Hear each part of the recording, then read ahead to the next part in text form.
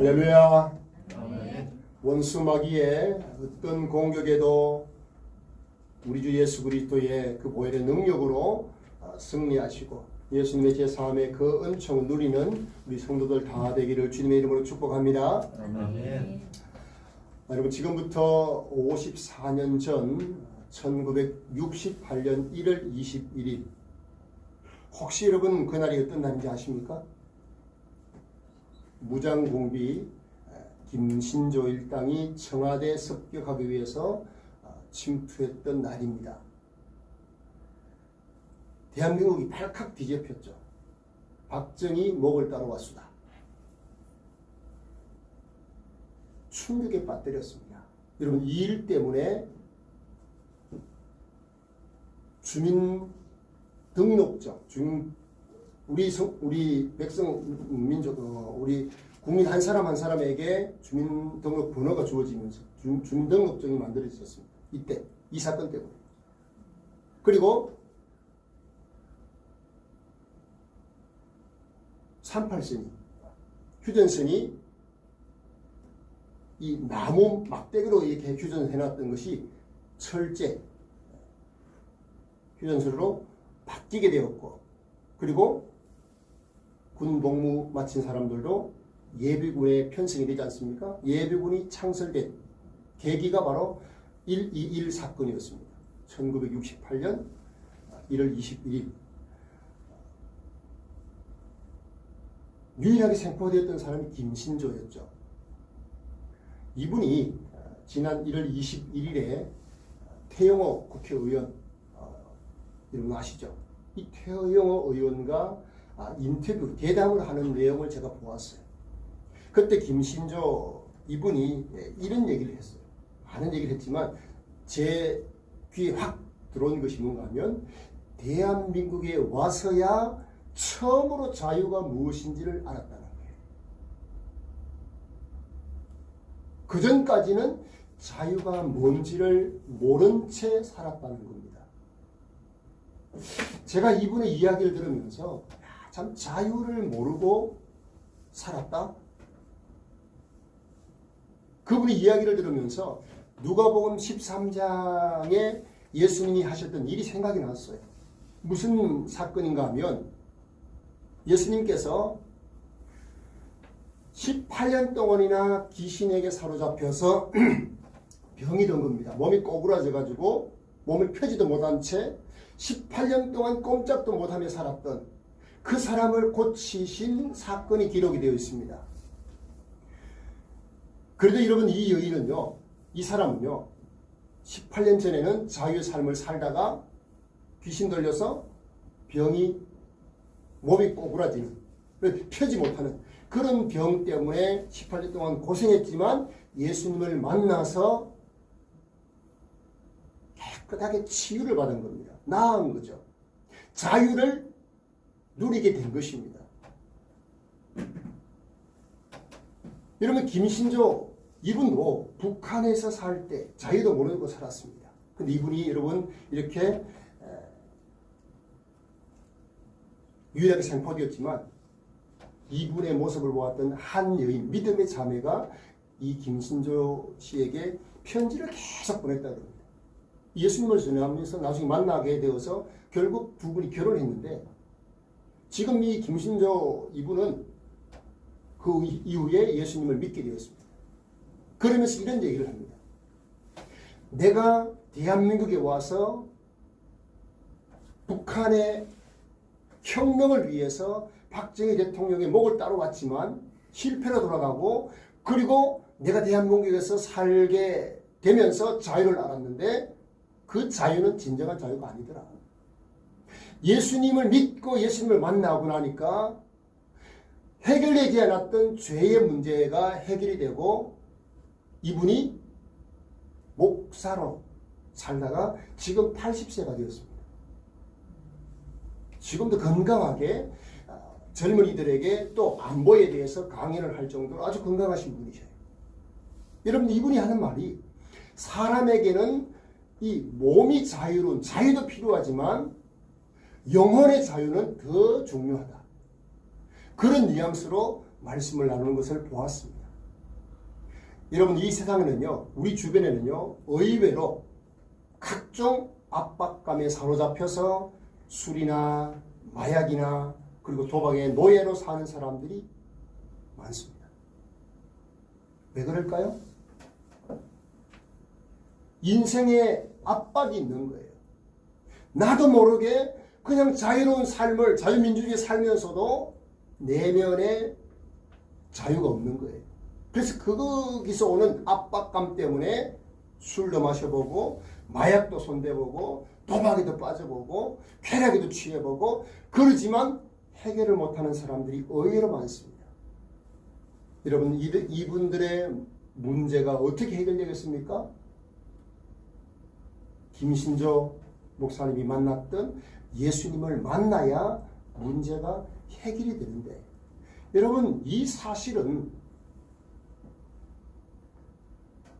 모든 인류에게 모든 사람들에게 예수님이 필요하다는 사실을 우리에게 역설하는 내용 중에 하나입니다. 예수님이 필요치 않는 사람은 아무도 없다는 거죠.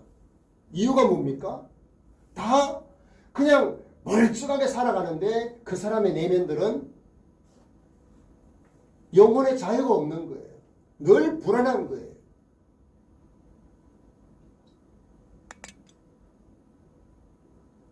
저나 여러분도 여러분 원래 예수님을 믿기 전에는 어땠습니까? 우리의 마음에는 지금의 어떤 쾌락이나 마약이나 술에 빠져 있는 사람들과 별반 다르지 않았습니다. 그런데 예수님을 믿고 난 이후에 우리에게 주어진 자유가 무엇입니까? 여전히 부족해요. 육신을 가지고 있기 때문에 죄를 짓기도 하고 연약한 모습이 있음에도 불구하고 예수 그리스도께서 주시는 복음의 진리 안에서 누리는 자유가 있어요. 그 자유는 경험하지 못한 사람들이 이해할 수 없는 자유예요. 그래서 여러분 우리 모두가 해야 될 일이 뭐냐? 예수님을 통해서 이 자유를 누리고 있는 분들은 이 자유를 모르는 사람들에게 계속 복음의 진리를 전하는 일을 해야 합니다. 우리의 삶으로 또 우리의 입술로 복음을 전해야 하는 것입니다. 여러분 우리나라가 일제 36년 동안 압제를 당하면서 말 없는 서름을 경험했지만 실제로 경험하지 않은 사람은 그 서름을 잘 몰라요. 6.25를 경험하지 않은 젊은이들은 나라의 소중함을 잘 몰라요. 정말 먹을 것이 많지 않아서 하루에 세 끼도 제대로 못 먹으면서 늘 배고픈 시절을 경험하지 않은 사람은 그 배고픔의 서러움을 잘 몰라요. 배고프면 라면 끓여 먹으면 되지요. 라면이 어디 있어요? 잘 모르죠. 여러분 예수님을 통해서 주어지는 우리의 영혼의 자유도 누리지 못한 사람도 몰라요. 그 어떻게 얻는지도 몰라요. 여러분 한번 생각해 보세요. 지금 우리가 살고 있는 이 진해 땅에서 북쪽으로 한 500km. 자, 북쪽으로 500km 올라가면 어디입니까?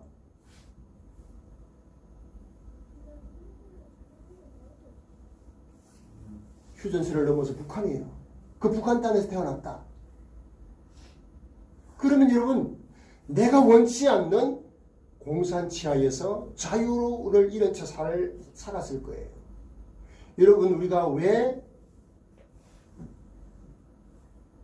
자유민주주의의 근간을 통한 통일을 원한 이유가 무엇입니까?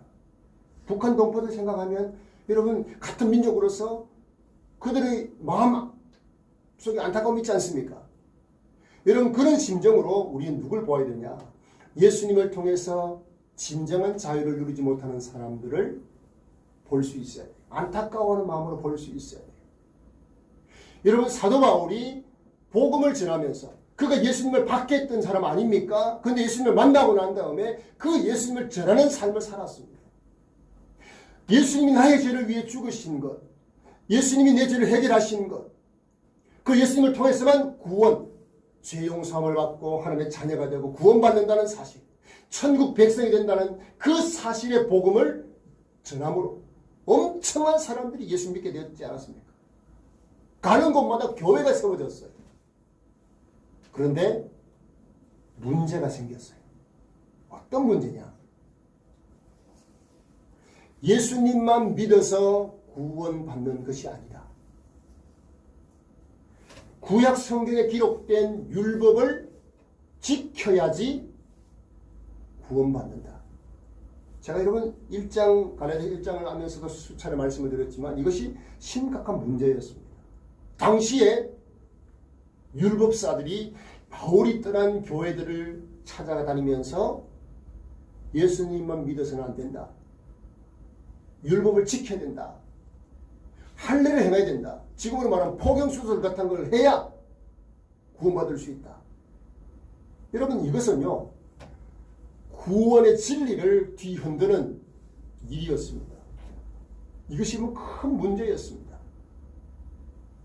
그래서 오늘 여러분 사도 바울이 복음의 진리가 주는 자유의 이 중요성을 그가 누구보다 잘 알아요. 이게 흔들리면요 복음이 전해질 수가 없어요. 그래서 어디로 올라갑니까? 오늘 1절에 보니까 예루살렘 올라가는 장면을 볼 수 있습니다. 여러분 예루살렘에서 무슨 일이 있었느냐 하면 이것은 예수 믿는 모든 사람들에게 엄청나게 중요한, 아니 이 회의가 없었다 그러면 어쩌면 우리는 잘못된 복음을 그대로 받아들여서 율법을 지키려고 애를 쓰는 그런 잘못된 신앙생활을 했을 수도 있습니다. 그런데 여러분 오늘 1절에 보면 어떻습니까? 14년 후에 내가 바나바와 함께 디도를 데리고 다시 예루살렘에 올라갔다 그러죠. 예루살렘에 올라간 것이 사도 바울이 올라간 것이 한두 번이 아니었습니다. 지금은 이제 14년 전에도 올라갔는데 14년 후에 또 올라갔다는 겁니다. 그때는 올라간 이유가 뭐냐? 제가 지금까지 말씀드렸던 이 복음의 진리가 흔들리고 있는 상황입니다. 율법을 지켜야 된다. 자 여러분 저나 여러분이나 이 성경 말씀에 기록된 율법을 지켜서 구원 얻을 사람은 단 한 사람도 없어요. 와퇴신앙이고 뭐고 단 한 사람도 없어요. 누가 이 진리의 말씀들을 다 지킬 수가 있습니까? 지킬 수가 없어요. 우리의 능력도 우리의 어떤 공로가 아니고 예수님께서 우리를 위에서 십자가에 죽어주신 그 사실 때문에 그것을 믿는 믿음만을 통해서 구원을 받습니다. 할렐루야. 아멘. 자 생각해 보세요. 예수님이 십자가에 달려 돌아가실 때 양쪽에 강도들이 있었습니다. 한편 강도는 예수님을 막 저주하면서 손가락질을 했지만은 한편 강도 어떻게 했습니까? 당신이 오늘 나그네 이럴 때 나를 좀 기억해 주십시오. 그때 여러분 뭐라 그럽니까? 예수 오늘 네가 나와 함께 나그네 있을 것이다. 여러분 예수님 옆에 있던 그 한편 강도는 그 순간 예수님을 받아들이고 믿었는데 율법을 지켰나요? 지킬 상황도 아니고요. 지금 죄수로 죽어가고 있는 상황이었습니다. 그런데 예수님을 그 순간 믿고 예수님과 함께 나그네 가는 천국에 들어가는 하나님의 백성 되는 그런 복이 주어진 것. 그것은 여러분 우리가 예수 믿고 있는 것과 다르지 않다는 겁니다. 오늘 우리 상민이 아버지 이렇게 교회 이렇게 나오시는데 모든 것이 낯설죠. 낯설고 어색하죠. 익숙하지 않기 때문에 요즘 어색해요. 그런데 점점 조금씩 알아가면 어색하지 않습니다. 아, 이래서 이런 것들이 있구나 알게 될 거예요. 자, 여러분 한번 생각을 해보세요. 예수님이 나를 위해서 내 대신 십자가 죽으신 것은 사랑 아니면 표현이 할 수 없어요. 이해가 될 수 없는 일이에요. 누가 나를 위해서 대신 죽어줄 수가 있습니까?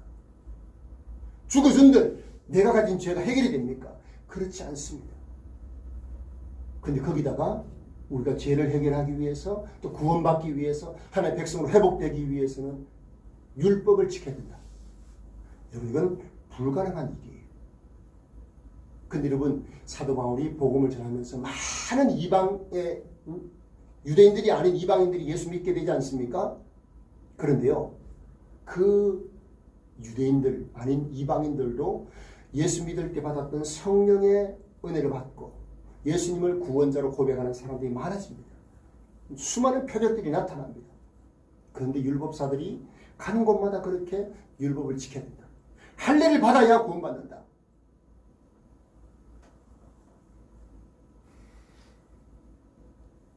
그래서 여러분, 오늘 4절에 보면 사도 바울이 그렇게 표현을 하죠.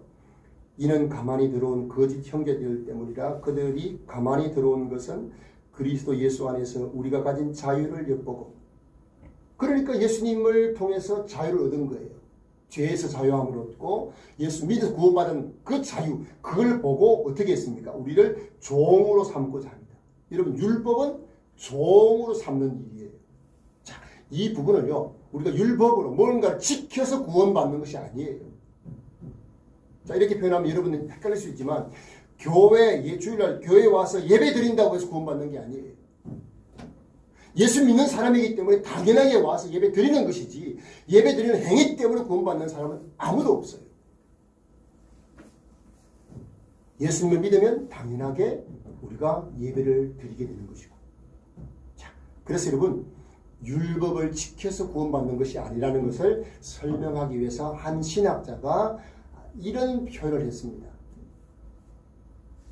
여러분 이해를 돕기 위해서, 우리 상민이 아버님 오늘 오셔가지고 이해를 좀 돕기 위해서 설명을 드리면 이런 거예요. 우리 상민이 아버님이나 우리 모든 사람들이 예수님을 믿어서 구원받는 것, 천국 가는 것은 마치 이런 거예요.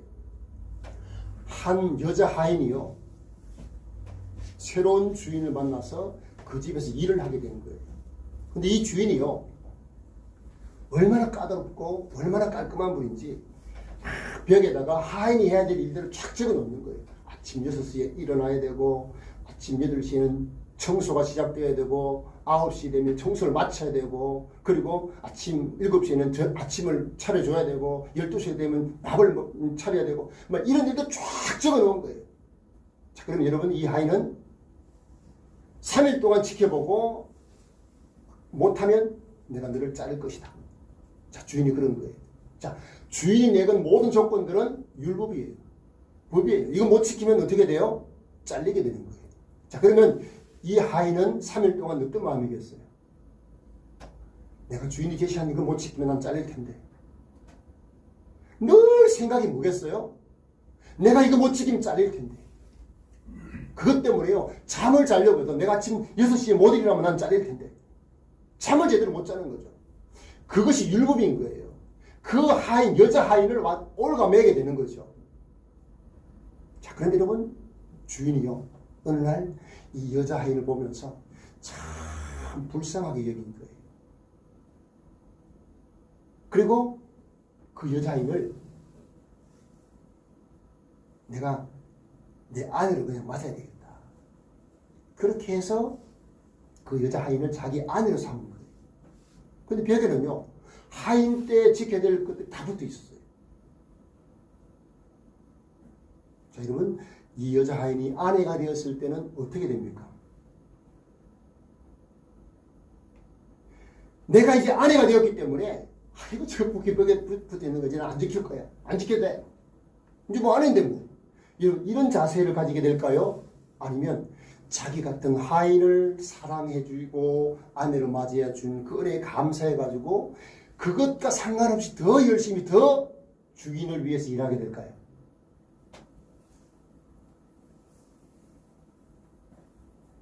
예수 믿는 사람의 변화가 바로 그런 거라는 겁니다.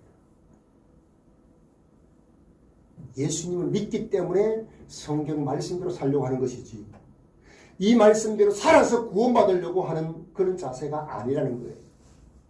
근데 이런 자세를 계속 강요를 하니까 사도 바울이 이제 예루살렘에 있는, 오늘 성경 보면 유력자들이라고 그러죠. 종교 지도자들입니다. 교회 지도자들이에요. 이들이 모여서 이제 회의를 한 겁니다. 총회로 모인 거예요. 여러분, 이게 왜 중요하냐? 당시 교회들이 율법사들이 전하는 그런 율법도 지켜야 구원받는다. 그것 때문에 교회들이 굉장히 혼란스러웠어요. 물론 예루살렘 교회는요, 이방 교인들이 많지 않아서 전혀 문제가 없었어요. 그런데 바울이 복음을 전했던 선교지마다 이런 일들이 계속 문제가 되었던 겁니다. 그래서 오늘 바울이 이제 예루살렘으로 올라가서 유력한 자들, 종교 지도자들이 모여서 그 사실을 놓고 회의를 하는 장면이에요. 선교지에서 있었던 이 복음의 능력이 나타나고 이방인들이 예수 믿게 된 그런 선교 보고도 듣고, 그리고 그 당시 지도자였던 베드로도 그리고 야고보도 이방인들에게 일어난 이 복음의 진리로부터 오는 그런 능력들이 수없이 보여지거든요. 그들에게 성령이 임한 역사가 있고, 그러니까 어떻게 하느냐? 예수님으로부터 받았던 복음은 변치 않는다. 율법을 지켜서 우리가 뭔가 행위를 해서 구원받는 일은 아니다. 이거는 우리가 받아들일 수 없다. 그래서 결의합니다. 우리가 예수님으로부터 받았던 이 복음만, 예수님을 믿는 믿음만으로 구원을 받을 수 있다는 이 진리의 복음, 복음이 주는 자유를 그대로 받아들이고 그것을 채택을 합니다. 이것은 여러분 너무너무 교회 사회에서 중요한 일인 겁니다. 여러분, 누군가가 여러분에게 예수님을 믿어가지고 구원 못 받습니다, 이런 사람이 여러분 있다 그러면 여러분 거기에 현혹되어가지고 따라간다든지, 그런 사람들은요, 설교 수행하는 좋은 사람이든지 말씀 전하는 안 들은 사람들, 안 믿는 사람들인 거예요. 여러분, 오직 예수님을 믿음으로 하나님의 자녀가 되는 줄 믿습니다. 아멘. 믿음으로 하나님의 자녀가 되고, 믿음으로 내 죄가 사함을 받고, 그리고 예수님의 의가 나에게 인치게 되므로 우리는 하나님 보시기에 의로운 자가 되는 것입니다. 여러분, 자기를 아내로 맞이해 준 그 주인의 은혜가 너무너무 고마워서 이 여인은 주인을 더 사랑하고 주인을 위해서 더 열심히 일하는 것처럼, 예수님께서 나 같은 죄인을 위해서 죽어주신 그 사랑, 그 은혜가 너무너무 크고 너무너무 감사해서 나는 주님을 위해서 나는 이렇게 살 것이다, 저렇게 살 것이다 결단하는 삶, 이게 여러분 복음이 주는 자유입니다. 복음의 진리가 주는 자유예요. 제가 여러분 어릴 때만 해도 주일이 되면 주일날은 돈 쓰면 안 된다, 뭐 사 먹지도 못하게 했어요. 주일을 거룩하게 지켜야 되기 때문에 사 먹지도 못하게 했어요. 옛날에는요, 주일을 지키기 위해서 버스 타고 다니는 것도 안 된다.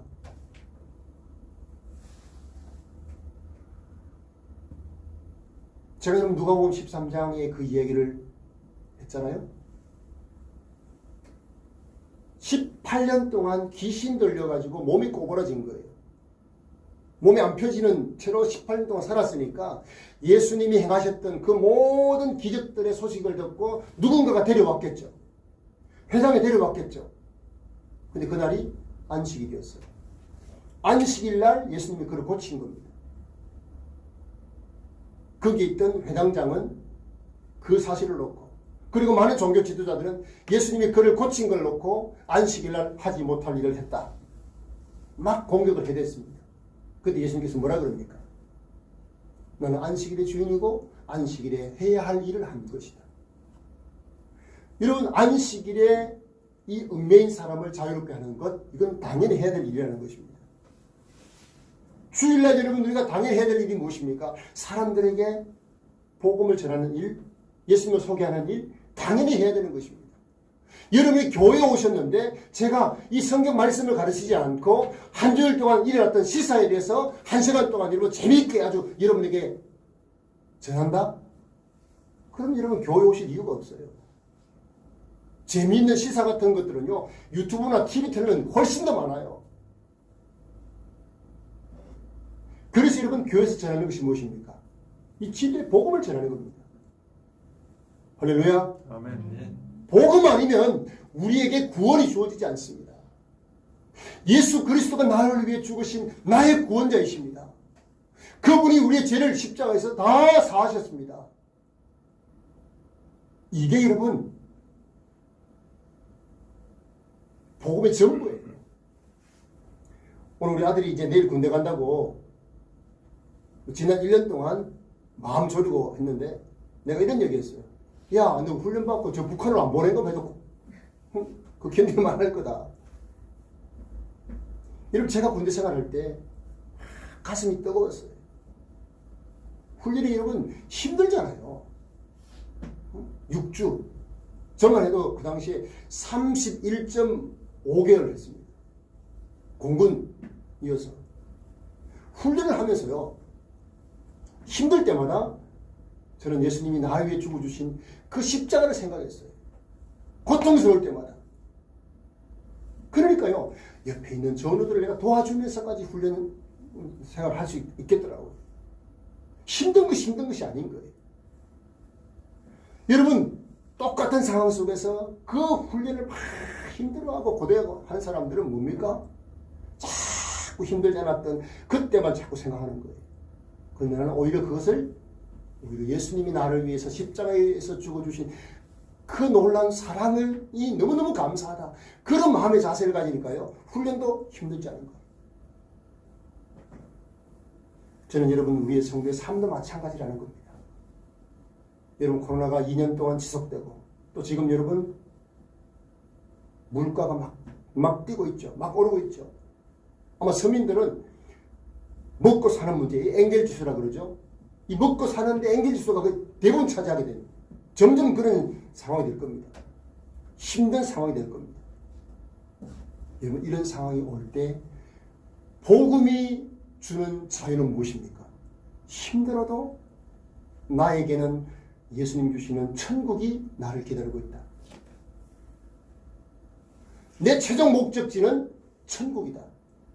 할렐루야. 여러분 이것이 복음의 진리가 주는 자유예요. 여러분 이 땅이 전부인 것처럼 살아가면요. 그냥 온갖 부정과 수단과 방법을 가리지 않고 재물을 축적하는 일에 내 쾌락을 누리는 일에 자기 인생 전체를 쏟아 부을 겁니다. 여러분 그렇게 사는 사람들이 많아요. 아마 우리 중에도 그런 것을 목적으로 살다가 예수 믿고 바뀐 사람도 있을 거예요.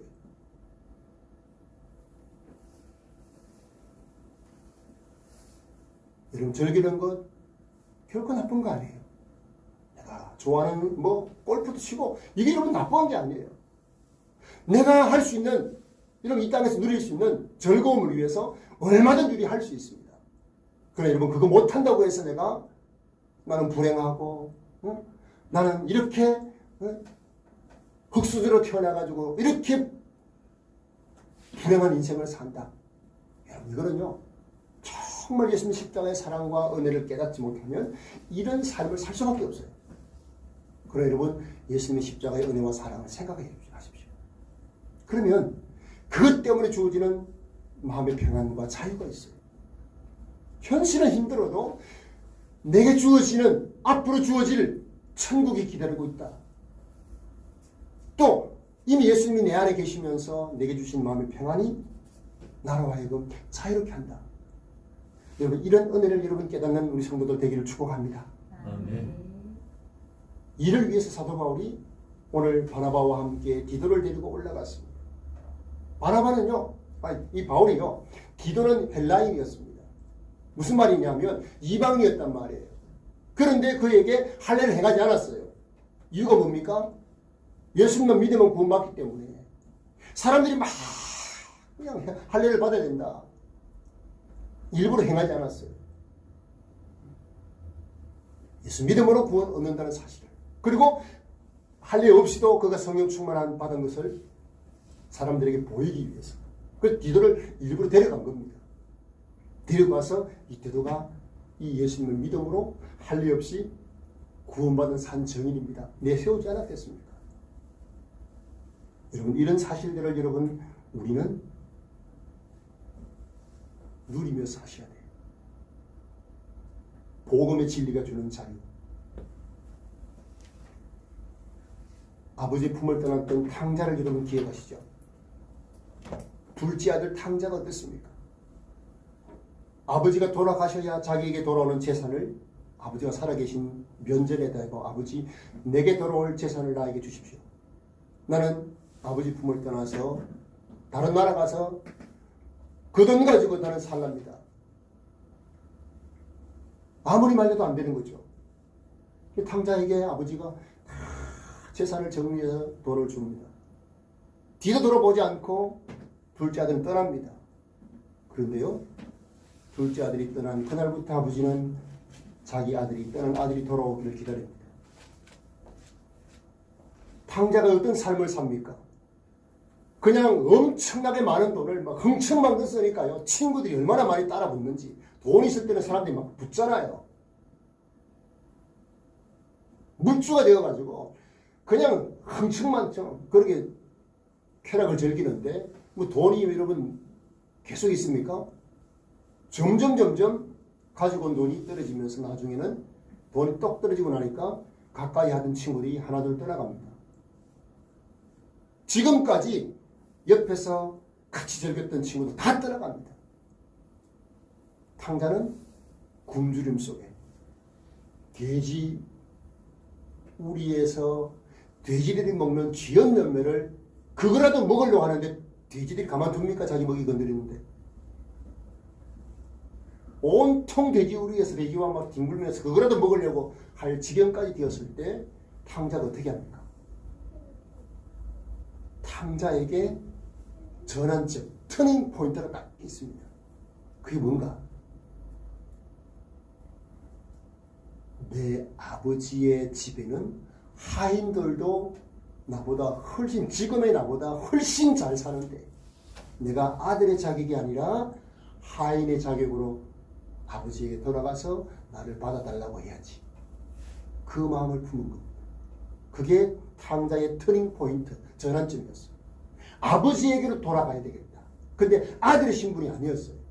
하인의 신분으로 내가 아버지 재산 다 탕진했으니까 그냥 하인으로 받아주세요. 아버지 위해서 내가 하인으로 살겠습니다. 그 마음 가지고 아버지에게로 돌아온 겁니다. 그때 여러분 아버지는 어떻게 했다고요? 아들이 집 나가는 날부터 비가 오나 눈이 오나 그 아들이 돌아오기만을 기다리고 있었어요. 먼 말치에서 한 거지가 오는데 직감주로 내 둘째 아들이구나 알았어요. 근데 이 아버지가 어떻게 합니까? 그 아들을 향해서 달려갑니다. 달려갈 수 없는 상황에 왜 그때 당시에 여러분 입었던 이 옷이 부자들이 입었던 옷이 달려갈 수 없는 상황이에요. 근데 달려가서 그 아들을 어떻게 합니까? 썩 안습니다. 아들이요 어쩔 줄 몰랐는데요. 그가 하려고 하는 말을 다 막습니다. 막으면서 그를 안아서 어떻게 합니까? 아들의 신분을 회복시켜 줍니다. 손에 가락지를 끼우고 손을 잡고 잔치를 베풀어서 아들의 대우를 해줍니다. 여러분 이 탕자의 아버지가 하나님이십니다. 이 탕자는 저와 여러분 같은 인생들이에요. 탕자는요 그냥 하인으로 살고 싶었지만 돌아온 것 때문에 아버지 품으로 돌아온 것 때문에 아버지가 용납하시고 받아주신 거예요. 여러분 이것이 무엇입니까? 아버지가 주는 자유. 죄인들인 우리를 예수 그리스도의 복음이 주는 자유가 바로 이것이 있는 것입니다. 저는 우리 성도들이 이 세상을 살아가는 동안 복음 안에서 예수님 안에서 참된 자유를 누리며 살아갈 수 있는 그런 성도들 다 되기를 주님의 이름으로 축복합니다. 아멘. 이 시간 같이 우리 성찬 예식을 거행하도록 하겠습니다. 오늘 우리 이 성찬 예식은